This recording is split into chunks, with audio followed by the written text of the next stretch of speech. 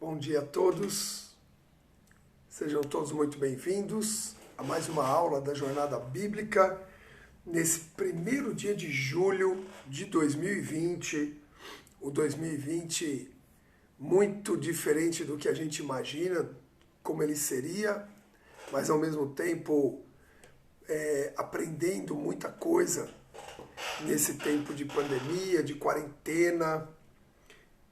E eu quero dar bom dia a todos, obrigado pela presença de cada aluno, cada um de vocês que tem nos acompanhado aqui às manhãs, de todas as segundas, quartas e sextas, onde temos a aula live, também aos sábados, onde temos a aula da imersão, sempre trazendo um assunto bíblico, uma história bíblica, um contexto bíblico para ser estudado, analisado, segundo aquilo que está escrito. Então eu quero agradecer a presença de todos vocês, bom dia, todos já estão me dando bom dia, muitos já passaram por aqui, eu quero agradecer pela vida de cada um de vocês. Hoje inicia mais um mês, e nesse mês eu tenho certeza que você vai ser ricamente abençoado, em nome de Jesus, amém? Estamos em julho já, acredita que já passou o meio do ano, acabamos de atravessar nessas 0 horas de hoje, nós deixamos 6 meses para trás, amém? Desses 6, praticamente 4 meses de quarentena, e ainda estamos no desafio dessa pandemia, orando e buscando a Deus, em Deus, soluções para a gente conseguir passar desse período em nome de Jesus. Como é que vocês estão? Tudo bem? Dispostos a mais uma aula? Logo às 7 horas da manhã. Você sabe que esse horário aqui é para desafiar os valentes, não é verdade? É para desafiar. Hoje, doutor Nazaré, parabéns! 41 anos de casado, doutor Paulo Grimaldi e doutor Nazaré. Que Deus abençoe a vida de vocês, a casa de vocês, a família, o legado que vocês estão deixando, que vocês possam ainda viver muitos anos juntos, curtindo os netos, curtindo as gerações que se multiplicam na vida de vocês, em nome de Jesus. Que lindo, hein? Parabéns. Deixa eu fixar aqui o tema de hoje. 41 anos. Que lindo, lindo, lindo. Muito bom. Muito bom. Parabéns. Outros também fazendo aniversário essa semana. Elaine, que está aqui, já fez aniversário essa semana.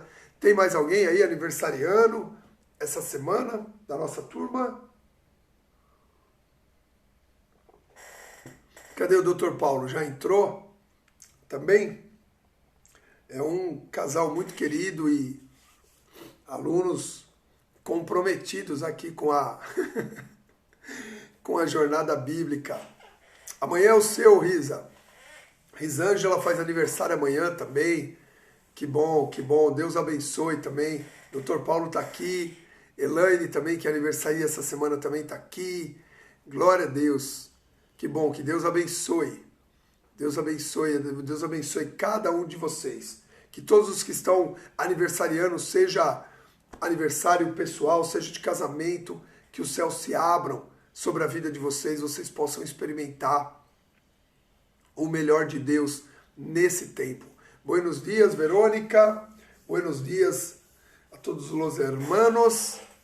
Nessa manhã, vamos começar. Bom, queridos, fomos já nessa segunda-feira que passou aqui dessa semana, fomos ministrados a respeito, já começando o estudo do livro de Esther, que é o livro que não menciona Deus, né? Na verdade, não é só Deus que não é mencionado nesse livro, é muito interessante porque não se menciona Jerusalém, não se menciona o templo, que eram palavras comuns nos livros daquela época, porque essa época é justamente a época em que o povo está retornando do exílio da Babilônia em Zorobabel para a reconstrução do templo e depois com Neemias para a reconstrução dos muros. Então, é um período muito comum em que cita-se Jerusalém, a reconstrução do templo, a destruição do templo, e no livro de Esther nada disso é citado. Não é só Deus que não é citado no livro de Esther. Na verdade, nada disso é citado no livro de Esther. Então isso é bem interessante a gente analisar. E aí nós vimos por um prisma importante a presença de um Deus ausente na aparição, né? Ou também a voz de um Deus calado. Então tem alguns momentos em que a voz de Deus vai falar através do silêncio, o poder dele vai se manifestar na ausência, não que Deus esteja ausente, mas a posição dele não aparece. Então, o que a gente vê com isso? A gente vê que o nosso relacionamento, inclusive foi uma das frases citadas e anotadas e até depois proferidas por vocês lá no grupo do Telegram, não é porque Deus não se manifesta de forma presente ou sua voz é ouvida, mas que ele não está presente ou que ele não está operando, ou que ele não está fazendo. Nós vamos ver pela história do livro de Esther e hoje vai ser uma aula histórica, ok? Histórica nos dois sentidos, tá? Primeiro porque nós vamos estudar a história, vai ser a primeira aula que nós vamos estudar a história da época e também vai ser uma aula histórica porque, como todas as outras, vai marcar as nossas vidas. Então qual é a minha sugestão? Que você clique nesse aviãozinho aqui agora, que está aqui embaixo, e dispare aí, convidando todo mundo, é o aviãozinho do despertador, para acordar as pessoas e falar, ó, tá tendo aula da jornada, vale muito a pena assistir estas aulas, ok? Dispara aí agora, ó, abre aí agora o seu, e vai lançando aí sobre o pessoal. Tem gente que está dormindo, essa hora devia estar acordado, ó, já assistindo aula com a gente. Estão perdendo aqui a oportunidade. Eu estou fazendo isso aqui agora, ó, no meu Instagram. Estou falando aqui pro povo, ó, estamos ao vivo. Uhul! Amém, queridos? Mas vamos lá. Que bom que você... Eu estou falando para acordar os outros, mas aonde eu me alegro é saber que você está aqui comigo, de São Paulo, do Rio de Janeiro. Ontem eu estive no Rio de Janeiro. Você foi até lá, pastor? Não. Online, tá? Ontem começou um congresso no Rio de Janeiro, no Facebook, com o Ministério Apostólico Restaurar, dos apóstolos Marcelo e Isabel, e eu sou preletor. Ministrei ontem, vou ministrar hoje, vou ministrar amanhã, vou ministrar sexta. São 4 dias falando dos passos da visão celular no modelo dos 12. Amém? Foi uma noite muito, muito linda. Uma noite muito linda, onde nós falamos sobre evangelismo, com o tema O Semeador Saiu a Semear. Nós vamos ter na jornada bíblica aqui os dons ministeriais ainda, e aí nós vamos falar sobre evangelismo de forma profunda. Então, bom dia a todos que estão me vendo aqui do Rio de Janeiro, Minas Gerais, Florianópolis, também Santa Catarina, todos os que estão de Portugal. Deus abençoe vocês. Da Itália, de vez em quando aparece também pessoas aqui acompanhando as nossas aulas. E, lógico, de São Paulo, capital, interior, Mogi das Cruzes, né, quase grande São Paulo aqui, e outras cidades. Deus abençoe todos vocês. E vamos então dar sequência.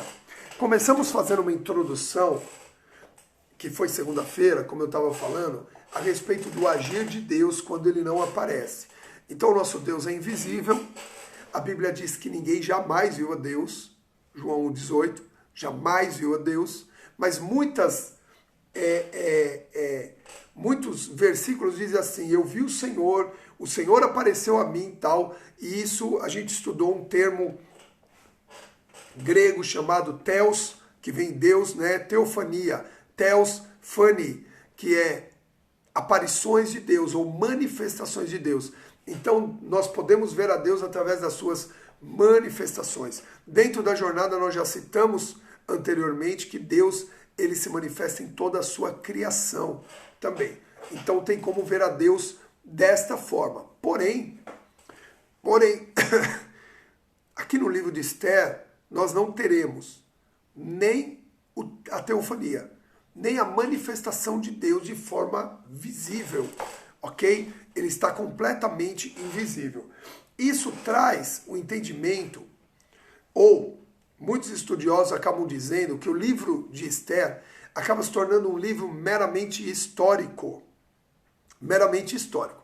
Então, se ele é um livro histórico, o que nós vamos fazer hoje? Nós vamos começar estudando a história do livro de Esther. Qual é essa história que conta o livro de Esther? Em que período? Que momento? Por quê? E depois nós vamos começar a descobrir que essa história ela está diretamente ligada a toda a história bíblica, ok? Tanto no contexto histórico mesmo, quanto no contexto do conhecimento e da revelação, ok? Então vamos lá. Nós vamos pegar aqui hoje principalmente os capítulos 1 e 2 de Esther. Depois eu sugiro que você leia novamente, se você já não leu, medite nesses capítulos, mas nós vamos contar a passagem do que acontece nos capítulos 1. Prepara aí sua caneta, prepara teu caderno, segura a tua Bíblia, ok? Porque vai ter coisa para anotar, vai ter coisa para a gente escrever, vai ter coisa para a gente conhecer aqui nessa manhã em nome de Jesus. Então vamos lá. Opa, peraí que eu tenho visita aqui. Achei que ela ia vir no meu colo, não veio. Correu para lá de novo. Tá feliz que saiu da casinha. Então vamos lá, queridos. A partir do capítulo 1, o livro de Esther começa contando a respeito de uma festa. Começa assim.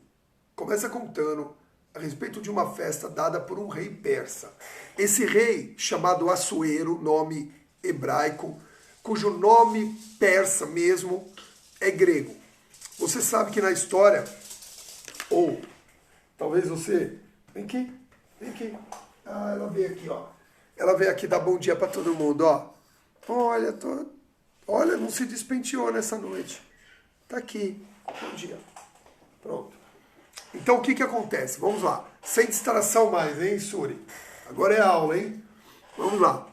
Então o que acontece? O rei Assuero, ou no termo persa, Xerxes, ok? É um dos personagens centrais aqui dessa história.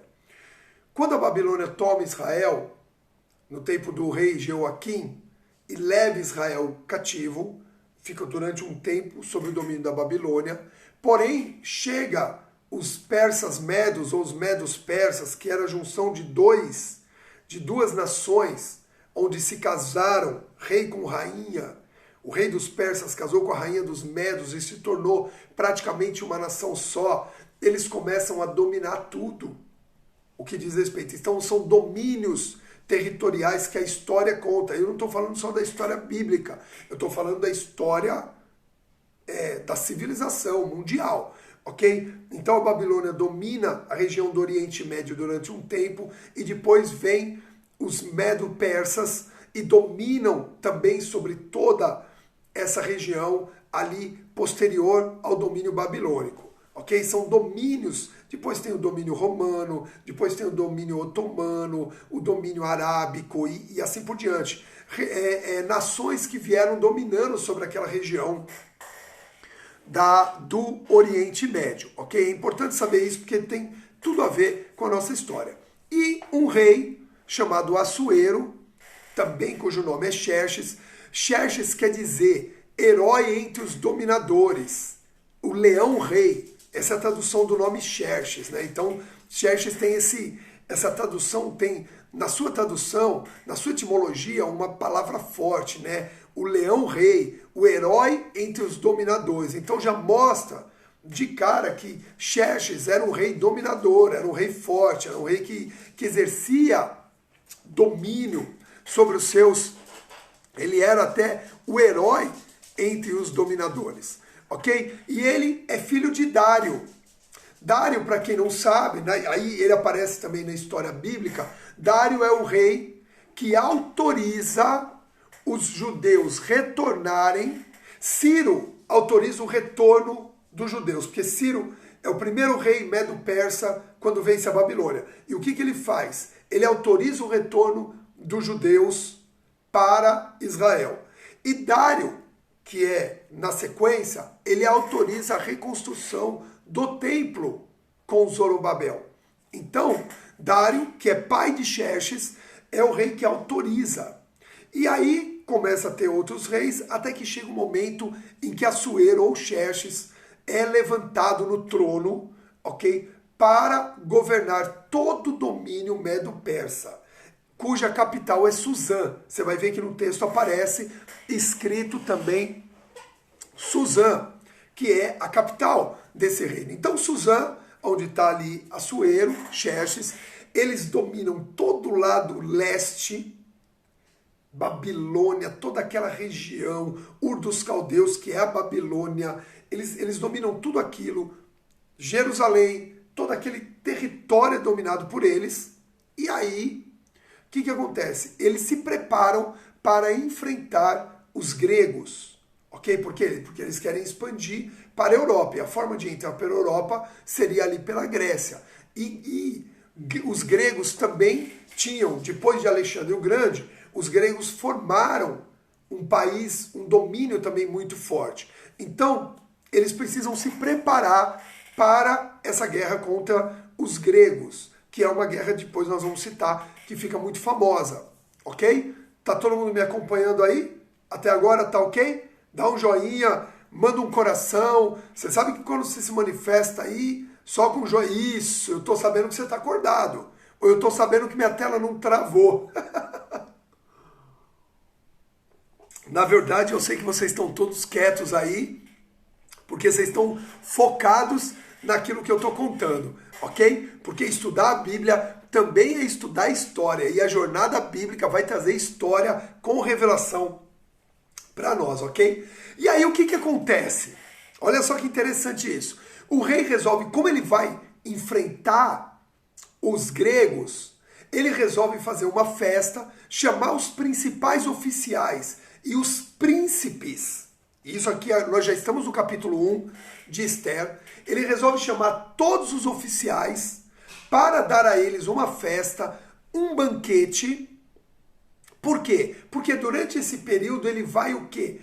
Convencendo esses oficiais da guerra que ele iria enfrentar os gregos. Então olha só que interessante. Essa festa tinha um propósito.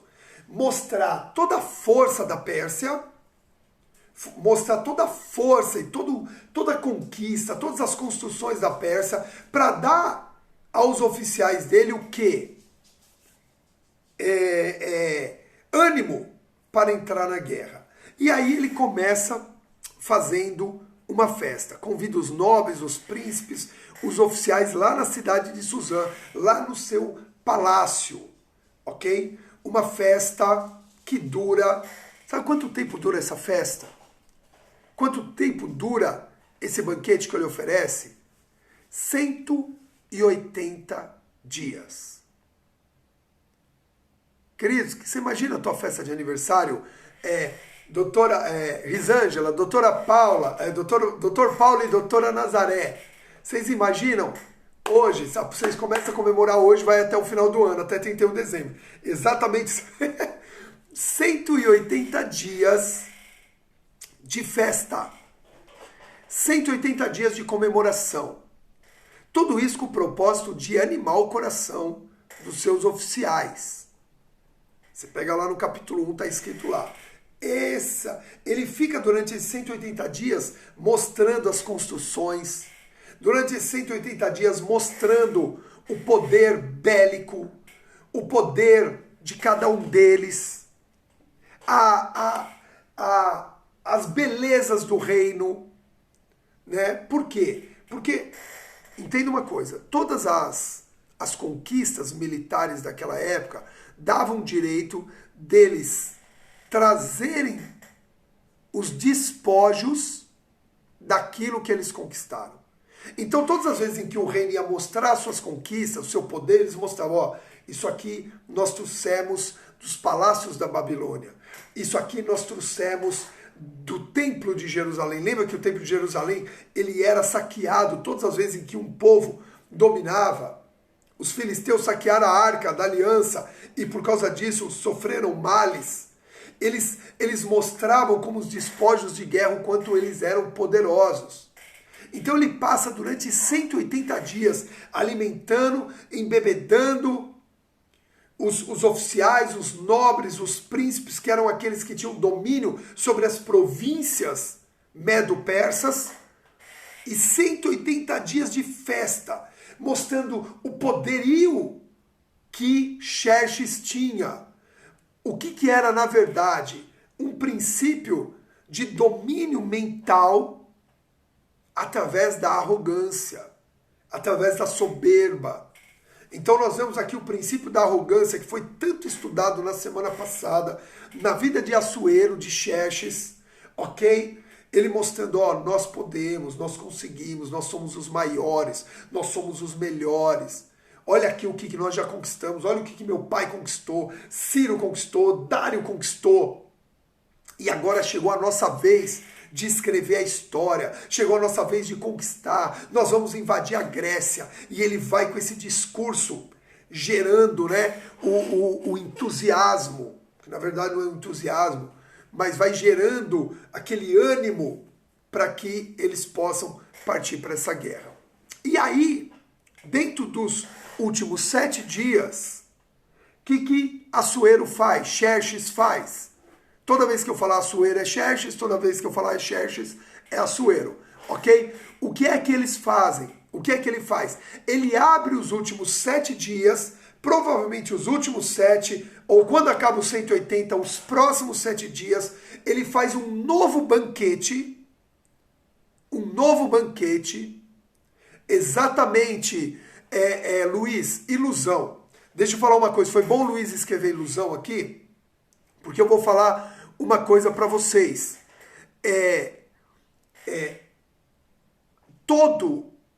Toda arrogância usa ao seu favor espíritos de encantamento, fascinação e ilusão.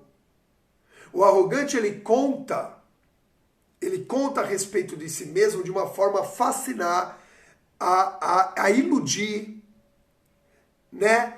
A criar. Por isso que o arrogante, ele acha que é, mas não é.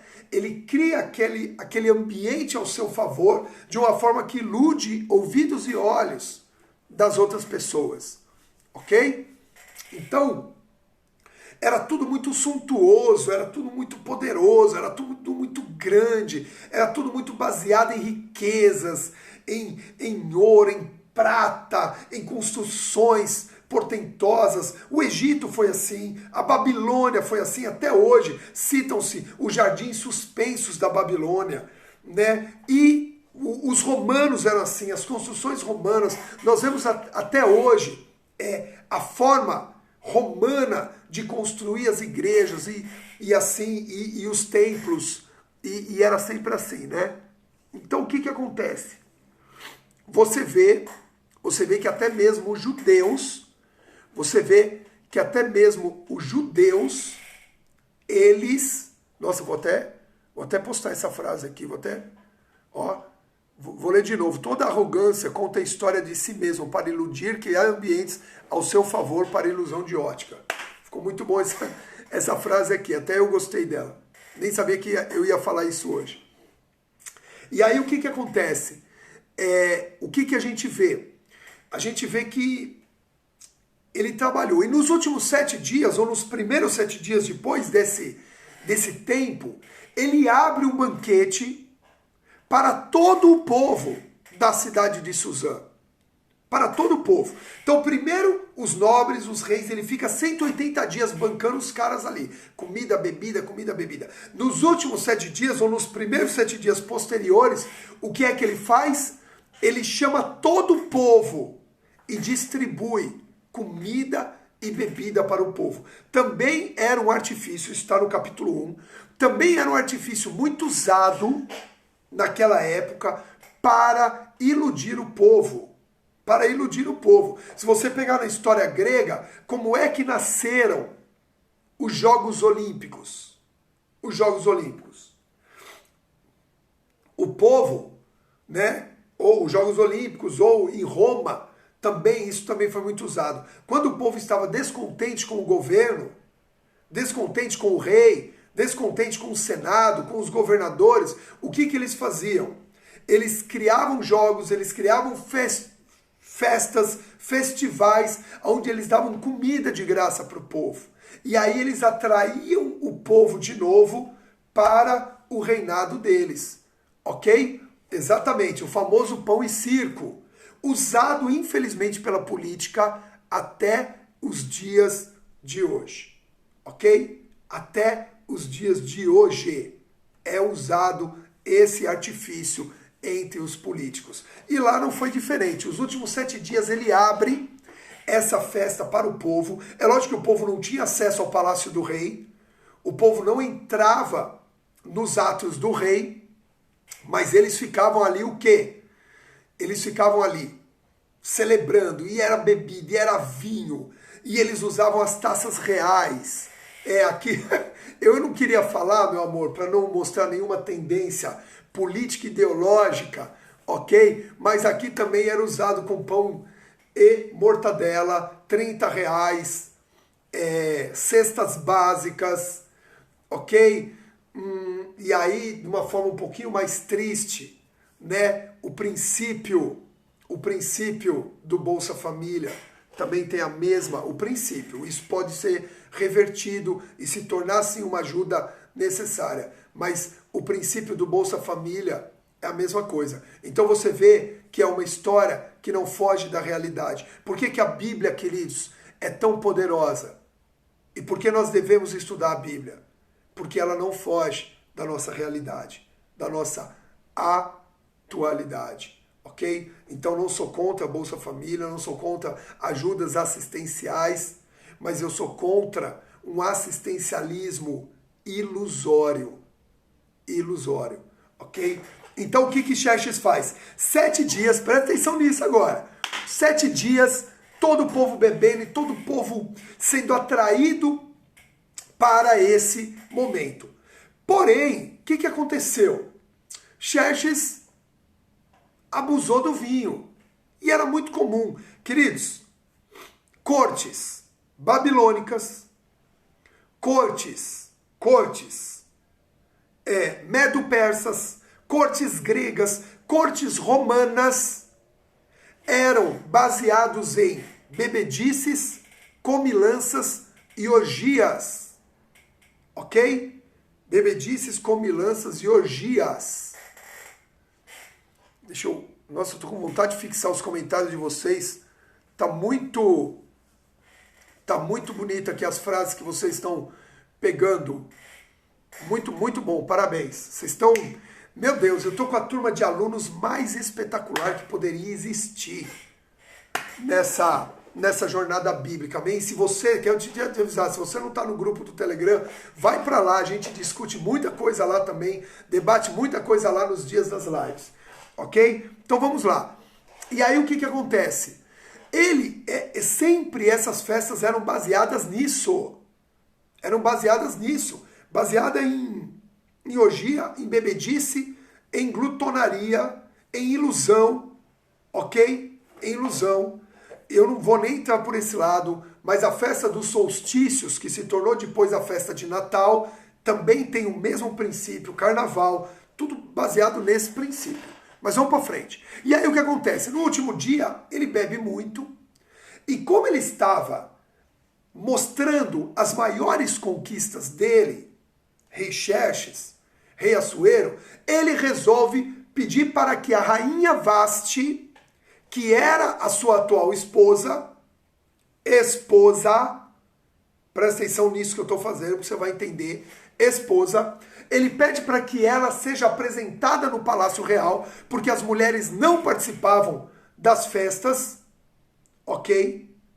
E aí você deve pensar, se a festa tinha orgia, e as mulheres não entravam durante esse período, a não ser que fossem chamadas, que orgias eram essas? Você sabe a resposta. E aí o que acontece? ele manda chamar a rainha Vasti, que estava dando um banquete numa casa, num apêndice, numa casa adjacente ali ao Palácio do Rei, só para as mulheres. Ela estava ali celebrando a mesma festa para as mulheres. É lógico, por quê? Porque as mulheres eram influenciadoras e apoiadoras dos seus maridos na guerra. Se essas mulheres também estivessem convencidas, elas voltando para casa, os dois felizes por causa da festa, estaria ali também apoiando. Agora presta atenção, Vasti é chamada para a festa. A Bíblia cita o nome de 7 eunucos, porque no palácio do rei Assuero só trabalhavam eunucos, só trabalhavam homens que não tinham direito ao sexo, porque eunucos são homens castrados, eles não têm potência sexual. E aí o que acontece? Todas as mulheres que serviam no palácio eram de direito do rei. Eram de direito do rei. Então, o relacionamento dos homens do palácio para as mulheres era apenas através dos eunucos. E eles pegam ali eunucos, cita os nomes dos eunucos, porque eram homens muito próximos do rei, e eles vão chamar Vasti, para que Vasti se apresente. Só que Vasti sabia qual era o intuito do rei. O nome Vasti, ok? É um nome persa também, que quer dizer beleza profunda, beleza portentosa. Então Vasti era uma mulher muito bonita, o nome dela mesmo já dizia que ela era uma mulher bela. E o rei queria também mostrar, ó, todas as minhas conquistas estão aqui, olha aqui os meus palácios, os despojos de guerra, o meu armamento, mas aqui agora está o meu maior troféu, a minha maior beleza. E Vasti nega o pedido do rei, ok? Ela não vai. Quando ela nega o pedido do rei, isso é uma afronta, porque na verdade, entenda uma coisa, naquela época não existia pedido do rei, o rei não pedia, o rei mandava, o rei ordenava. Tudo que o rei, entre aspas, pedia, nada mais era do que uma ordem. E não se desobedecia a ordem do rei, ok? A gente pode ler isso apenas como uma rebeldia da parte de Vasti, ok? E a gente sabe que toda postura rebelde colhe um fruto, ok? E ela colhe esse fruto de não atender a ordem do rei. Ela é deposta, destituída como rainha, por um princípio.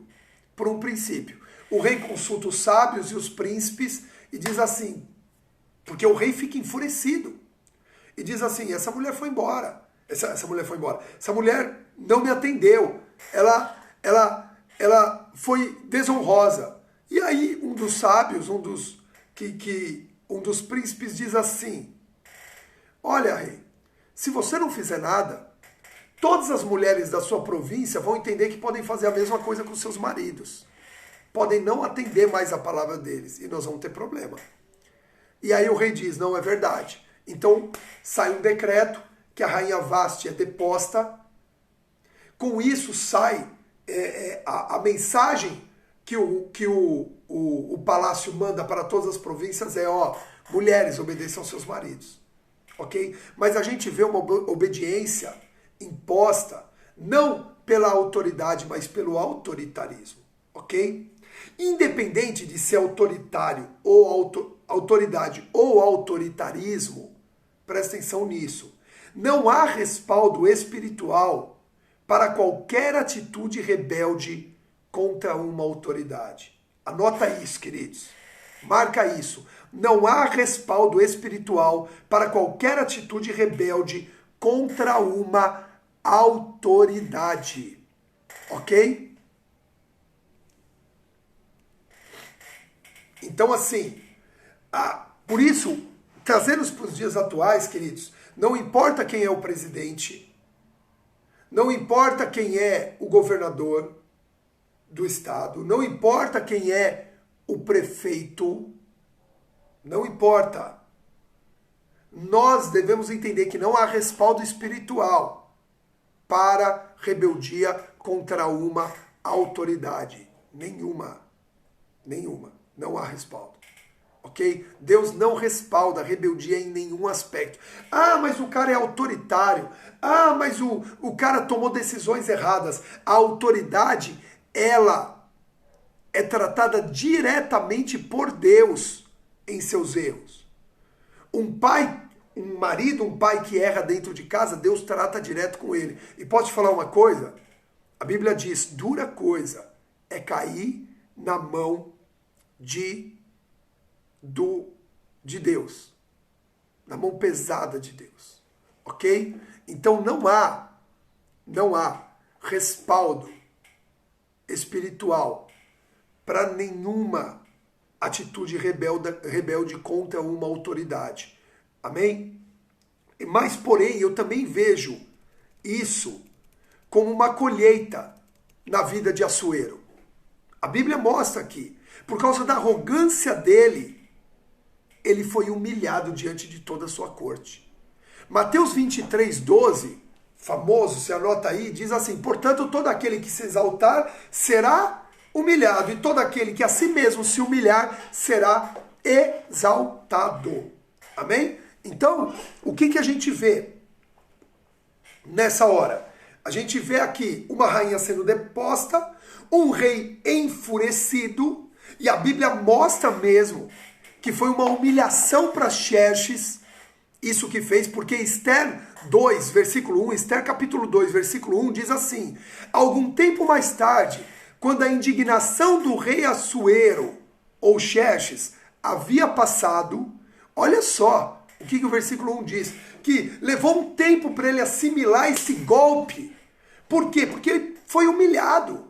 Mas a humilhação nada mais era do que um resultado da arrogância dele. Porque a própria Bíblia nos mostra que toda arrogância gera o resultado de humilhação. Então Mateus 23:12 aqui já fala, aquele que se exaltar será humilhado, ok? Mas aquele que se humilhar, que se colocar numa posição humilde, esse será exaltado. Então o que acontece? Ele fica sem uma esposa oficial, ele não fica sem mulher, ele fica sem uma esposa oficial. E aí decidem o quê? Os jovens da corte, capítulo 2 ali, os jovens da corte falam assim, olha, vamos fazer o seguinte, vamos escolher uma nova rainha para o rei, vamos buscar as virgens de toda a sua província aqui, de todas as suas províncias, e delas do Senhor conhecê-las, o Senhor escolhe uma para ser a nova rainha. E Xerxes gosta dessa história, e aí nós entramos aqui. A que mais agradasse seria a rainha. E aí nós entramos aqui, agora eu quero que você pegue tua Bíblia, no livro de Esther, capítulo 2, versículo 11. Esther 2, versículo 5 a 11. Esther 2, de 5 a 11. Vamos lá. Entre mentes, pegou aí a Bíblia? Vamos lá. Entre mentes, nessa época, certo judeu da tribo de Benjamim, chamado Mordecai ben Jair, ou seja, Mordecai filho de Jair, ou Mardoqueu, nós já vamos falar disso, ok? Filho de Jair, filho de Simei, filho de Quis, ou filho de Jair, neto de Simei, bisneto de Quis, vivia na cidade de Suzã, na mesma cidade do palácio. Ele havia sido levado de Jerusalém para o exílio por Nabucodonosor, rei da Babilônia, entre todos os que foram presos e conduzidos ao cativeiro, juntamente com Joaquim, rei de Judá. Mordecai, ou Mardoqueu, toda vez se lê Mordecai, se lê Mardoqueu, era pai de criação de sua prima Hadassa, também conhecida como Esther, em persa, pois ela não tinha nem pai e nem mãe. Esther era uma moça muito bonita e atraente, e Mardoqueu a havia trazido para sua casa depois da morte de seus pais, e a tratava com todo carinho como uma filha. Ok? Aqui, queridos, entram os judeus na história. E se entra o povo escolhido, sabemos que Deus está presente, ainda que invisível ou calado. Amém? Então o povo escolhido, onde está o povo escolhido, ali está a presença de Deus. E agora eu tenho algo para o teu coração. 1 Pedro, capítulo 2, versículos 9 e 10 diz: porém vós, agora eu estou falando de você, vós sois raça eleita, sacerdócio real, nação santa, povo de propriedade exclusiva de Deus, cujo propósito é proclamar as grandezas daquele que vos convocou das trevas para a sua maravilhosa luz. Vós sim, que antes não era sequer povo, mas agora sois o povo de Deus. Não tinhais recebido misericórdia, contudo agora a recebestes. 1 Pedro 2, 9 e 10. Queridos, como povo de Deus, anota isso, nós também usufruímos da sua presença, proteção e agir constantes, mesmo quando não somos, mesmo quando não o vemos, nem o ouvimos. Amém? Então veja só, todas as vezes que entra o povo de Deus, todas as vezes onde está o povo de Deus, ali está junto a presença de Deus, a sua proteção, o seu agir constante. Ok? Mesmo quando não vemos, nem o ouvimos. Olha que lindo isso. Então, não é porque Deus não é mencionado, não é porque o templo não é mencionado, Jerusalém não é mencionado no livro de Esther, mas quando o povo de Deus é mencionado no livro de Esther, ali está Deus. Porque Deus não abandona o seu povo. Deus trata o seu povo, mas nunca o abandona. Essa aí é para printar e postar. Amém? Deus trata o seu povo, mas Deus nunca abandona o seu povo. E a Bíblia diz aqui em 1 Pedro que nós somos povo de exclusividade, povo exclusivo, propriedade exclusiva de Deus. Nação, geração escolhida, povo escolhido por Ele, em nome de Jesus. Amém? Amém? Então, aqui aparece o povo de Deus.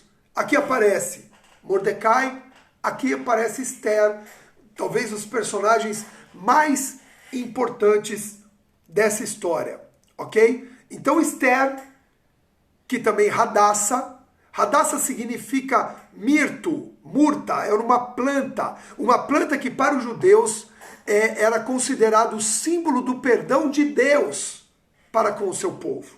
Então, Radassa tem esse nome hebraico que significa perdão de Deus, complacência, misericórdia de Deus para o seu povo. Mas também conhecida como Esther. Esther é um nome persa, mas também hebraico. Existe Esther nos dois povos, ok? E Esther quer dizer estrela. Quer dizer estrela.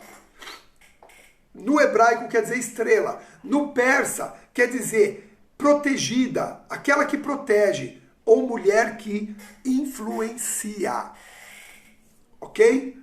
Deus trata o seu povo, mas nunca o abandona. Muito bom, parabéns. Excelente. Então vamos lá. Esse é o nome de Esther. Esther quer dizer estrela, mas também aquela que influencia, aquela que governa, aquela que é protegida. Ela era órfã, uma jovem, bonita, atraente, a palavra diz, mas órfã, que foi criada pelo primo, Mordecai. Mas a Bíblia diz que ele a criou como sua própria filha. Ou seja, ela foi criada, ela não foi abandonada totalmente. Mas era órfã, e a gente sabe quantos traumas existem na vida de pessoas que perdem prematuramente seus pais. Nosso próprio apóstolo Fábio conta a sua história, que perdeu o pai há 2 anos e ele passou a vida procurando uma referência de pai. É natural criar alguns sentimentos desfavoráveis dentro do coração quando há essa situação de não ser criados pelos pais ou ser órfão, né? E Esther, ela tem esse histórico na vida dela. Já Mordecai, o nome Mordecai deriva do nome Deus babilônico chamado Marduk. Então acredita que esse nome Mordecai foi dado para esse judeu pelos babilônicos. Era muito comum no exílio as pessoas receberem outro nome. Lembra José, no Egito, recebeu o nome de Zafinat Panea.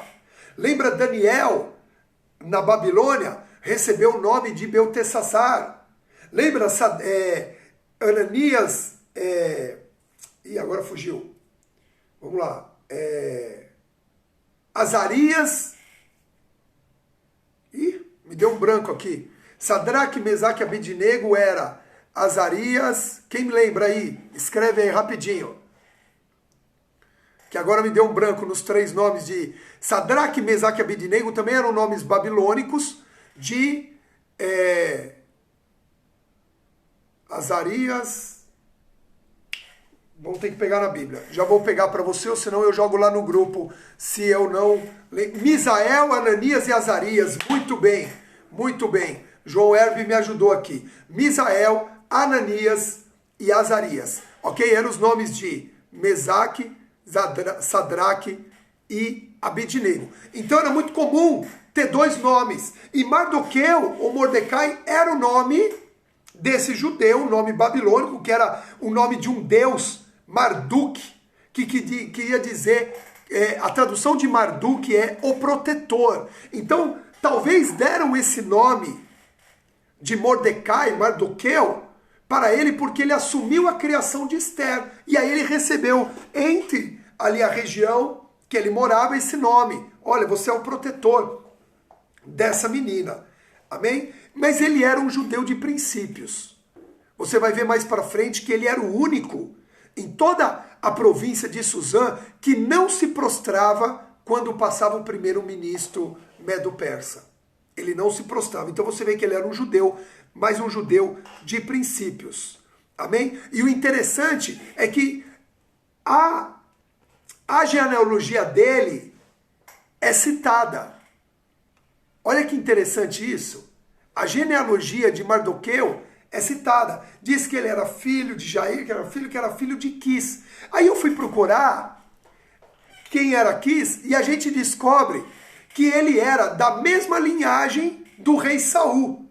Porque diz que ele era benjamita, de Benjamim, da tribo de Benjamim. Também Saul era da tribo de Benjamim, descendente de Quis. Guarda isso, porque isso aí ainda vai ser importante dentro da nossa história. Nada na Bíblia está à toa, queridos. Nada da Bíblia é sem sentido. Tudo tem um objetivo. Tudo tem um objetivo na Bíblia.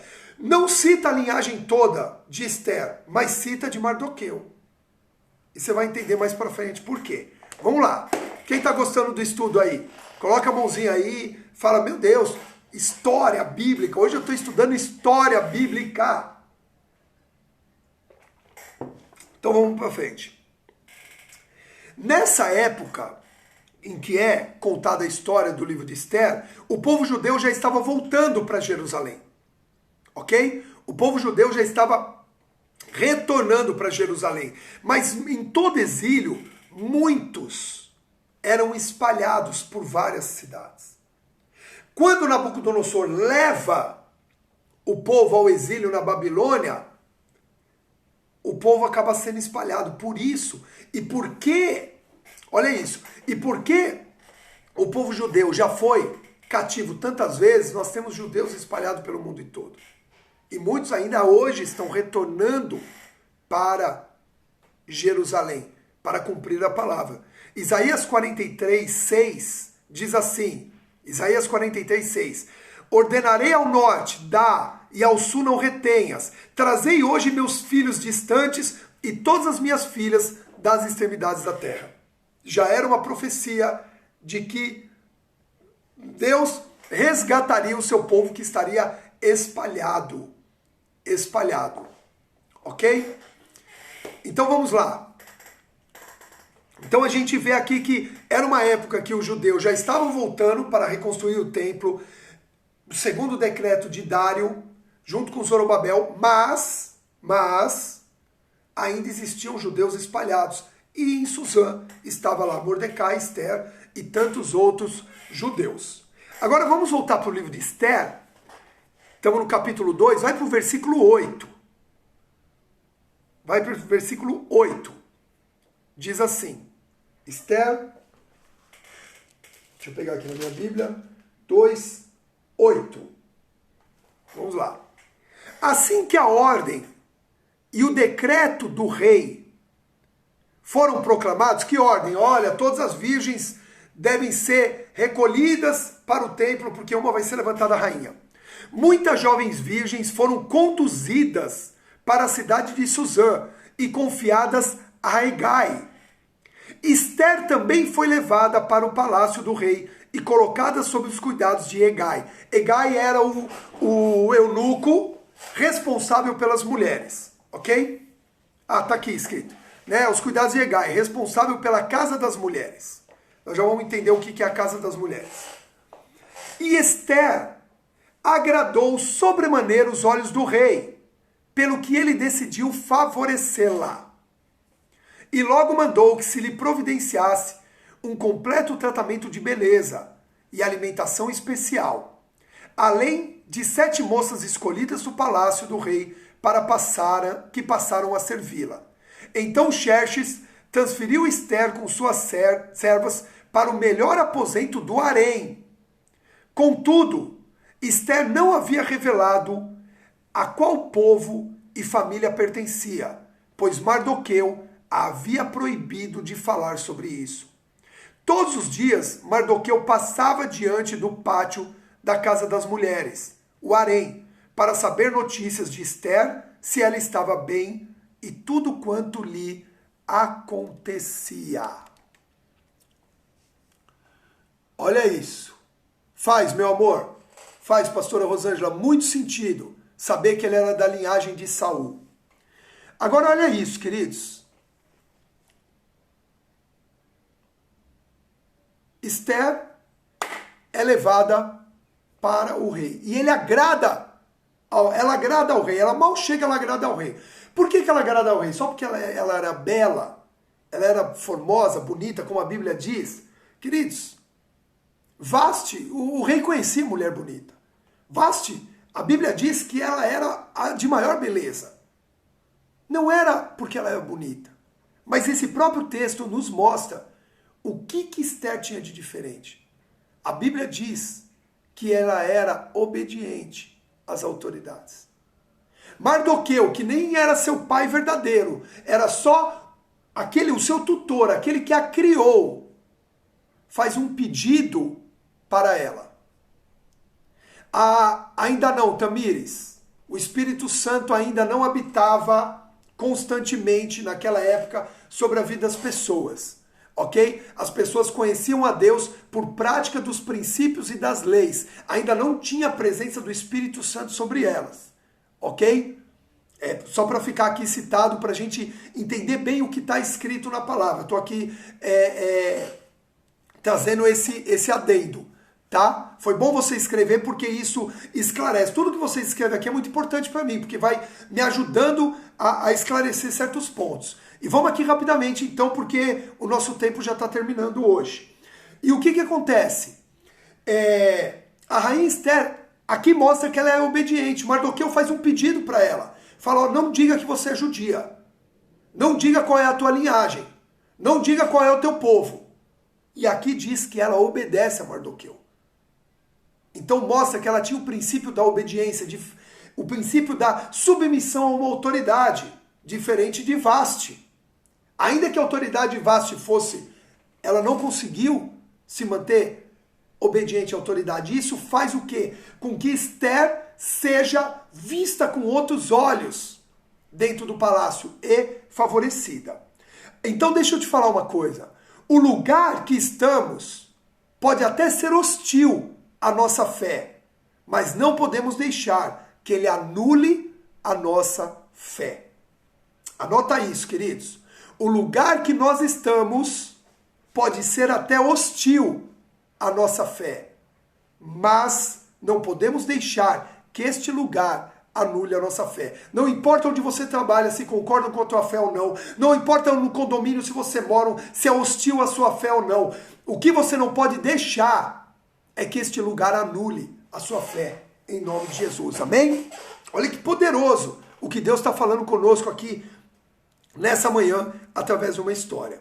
Agora, eu tenho que falar algo aqui para vocês, queridos, que fique muito claro. Não podemos olhar a história de Esther como um romance, pois não é. Não é um romance.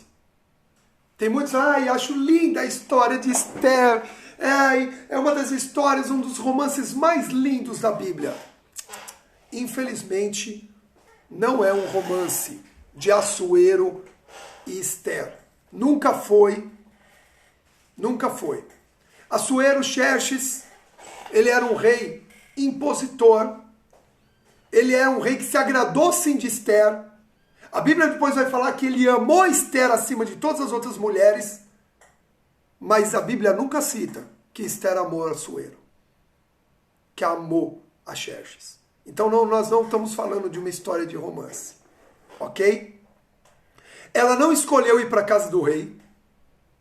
Ela foi levada por ser uma virgem bonita. As mulheres que eram levadas para lá nunca mais saíam de lá. Ficavam lá para o resto da vida. Então não era uma vida simplesmente agradável de ficar deitada num divã, comendo uva, com servas abanando. Não é isso não. Elas ficavam na casa das mulheres, essa casa que era governada pelo eunuco, durante 12 meses sendo tratadas com especiarias e cosméticos para serem apresentadas ao rei. Ok? Agora pega o versículo 14, Esther 2,14. Diz assim: ao pôr do sol, a moça, essa virgem da casa das mulheres, uma era escolhida, depois de todo esse tempo de tratamento. Ao pôr do sol, a moça era conduzida ao palácio e de manhã retornava para uma outra ala do harém, onde ficava sob os cuidados de Saagás, oficial do rei responsável pela proteção e supervisão das concubinas. E a moça não voltava mais ao rei, a não ser que ele se agradasse dela e mandasse chamar pelo nome. Sabe o que acontecia? Todo dia à tarde, uma das virgens era levada à sala do rei. E ali o rei mantinha relações sexuais com essa moça, a desvirginava, ok? E de manhã ela voltava para uma outra ala do harém. Ela saía da ala das virgens e já ia para a ala das concubinas, ou seja, a ala das amantes do rei.